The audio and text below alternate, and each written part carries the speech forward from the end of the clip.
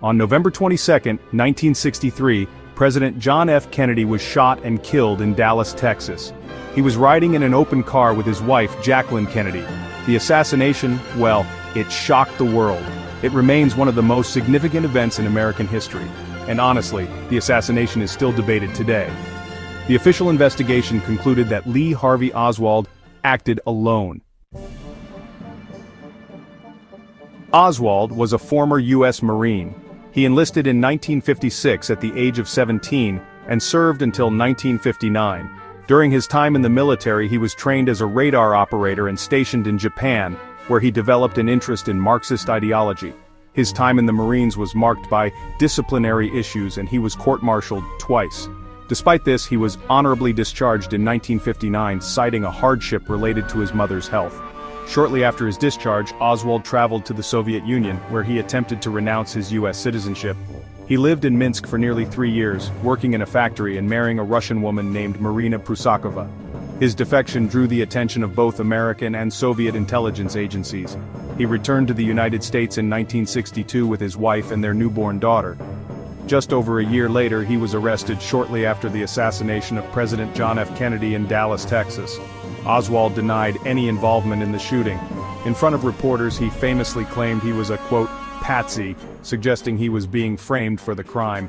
2 days after his arrest, while being transferred from the city jail, Oswald was shot and killed by Jack Ruby, a Dallas nightclub owner, in front of live television cameras. His death left many questions unanswered. In response to the national outcry and confusion, the Warren Commission was appointed by President Lyndon B. Johnson to investigate the assassination. The commission was led by Chief Justice Earl Warren and included senators, representatives, and former CIA and FBI officials. After a 10-month investigation which involved hundreds of interviews and thousands of documents, the commission issued its final report in September 1964. The report concluded that Lee Harvey Oswald acted alone in killing President Kennedy, and that there was no credible evidence of a broader conspiracy. According to the Warren report, Oswald fired 3 shots from the 6th-floor window of the Texas School Book Depository as the presidential motorcade passed through Dealey Plaza. The commission found that 2 of those bullets struck President Kennedy, with 1 being fatal. One of the bullets also hit Texas Governor John Connally, who was seated in front of the president. Connally survived the attack but was seriously wounded. Despite widespread public skepticism, the commission found no evidence of a conspiracy involving Oswald or any other parties. This means they did not believe anyone else was involved in planning or carrying out the assassination, a conclusion that remains controversial to this day. Despite the Warren Commission's findings, many people doubt the official story. Some believe that Lee Harvey Oswald did not act alone. Some believe he was part of a larger conspiracy. One of the most persistent theories is that the CIA was involved in Kennedy's assassination. There are several reasons why people believe this theory. Some point to the CIA's history of covert operations and regime change. Others point to the fact that the CIA was involved in several plots to assassinate Cuban leader Fidel Castro. Kennedy was president during the failed Bay of Pigs invasion of Cuba in 1961. This was a major embarrassment for the CIA. Some believe the agency may have wanted to get revenge on Kennedy. Several pieces of evidence are often cited by those who believe in a CIA conspiracy. One is the fact that many documents related to the assassination remain classified. This has led to speculation that the government is hiding something. Another is the testimony of witnesses who claim to have seen or heard things that contradict the official story. More recently, Robert F. Kennedy Jr., the son of Robert F. Kennedy, who was assassinated in 1968, has become a vocal proponent of the CIA conspiracy theory. He has claimed that his father believed the CIA was involved in JFK's death. RFK Jr. has called for the release of all remaining documents related to the assassination. He believes this will prove that there was a cover-up. So, the United States government has always maintained that Lee Harvey Oswald acted alone. From the very beginning, the official narrative has been that Oswald, a former Marine with Soviet sympathies, fired 3 shots from the 6th floor of the Texas School Book Depository, and that he did so without any help, without any broader plot behind him. They point to the Warren report as, well, definitive proof of that conclusion. Released in 1964, the report was the result of a 10-month investigation led by Chief Justice Earl Warren and a panel of high-ranking officials.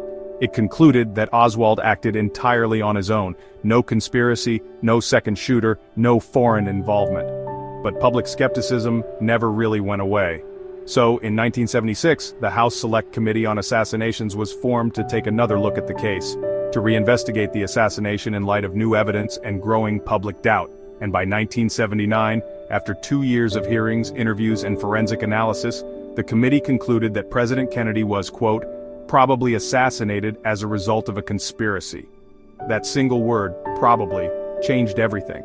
It cracked open the door to a whole new realm of speculation. However, the committee stopped short of naming names. They didn't identify who else might have been involved, or what the nature of the conspiracy was. No smoking gun, no definitive second suspect, just that vague, frustrating word, probably. It left more questions than answers, and for many Americans, it only deepened the mystery. Still, despite all of that, the US government continues to stand by the findings of the Warren Report. Officially, Oswald remains the lone gunman.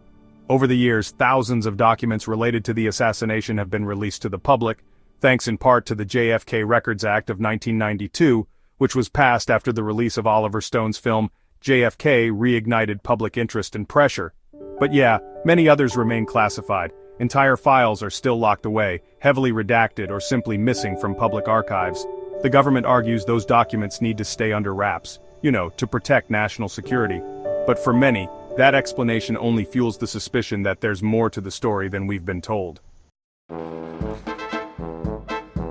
So, back in 2017, President Donald Trump made a big promise. He said he'd release all the remaining JFK assassination files. He said he wanted to be, quote, transparent. But then, well, he delayed the release of some of those documents.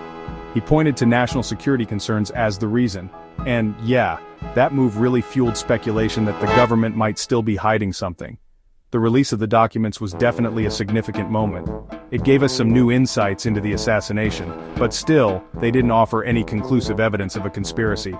Some folks out there firmly believe that key documents are still being kept under wraps. They argued that the government just isn't being fully transparent.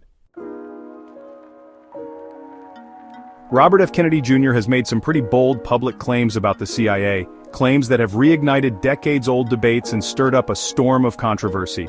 He's not just questioning the official narrative, he's outright challenging the very institutions that shaped modern American history.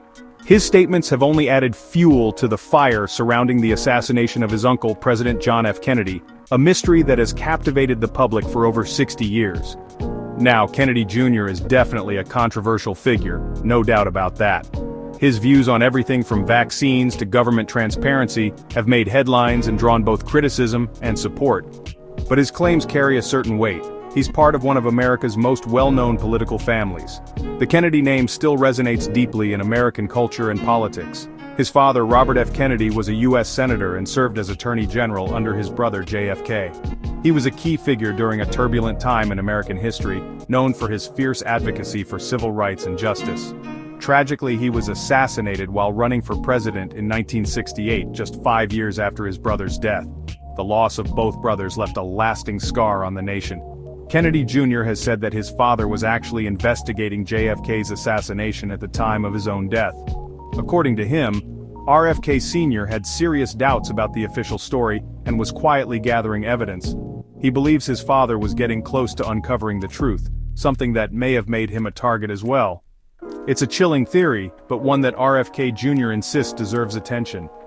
And because of that, Kennedy Jr. has been calling for a brand new investigation into the assassination. He argues that too many questions remain unanswered and too many documents are still classified.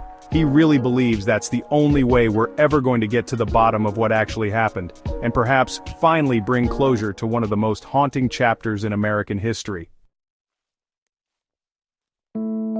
Adding yet another layer to this whole mystery is Amaryllis Fox Kennedy.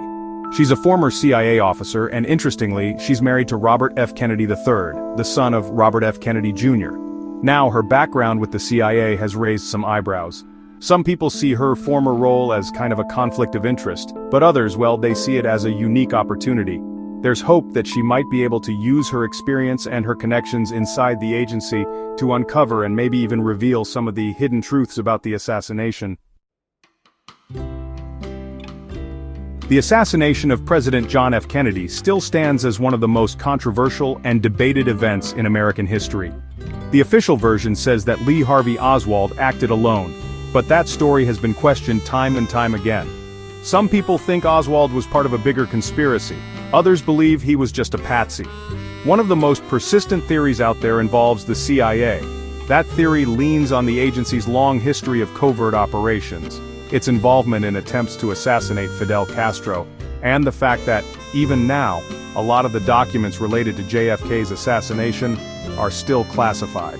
The US government has always denied any involvement in what happened in Dallas on November 22, 1963. And honestly, the debate over what really happened that day, it's probably going to continue for many years to come.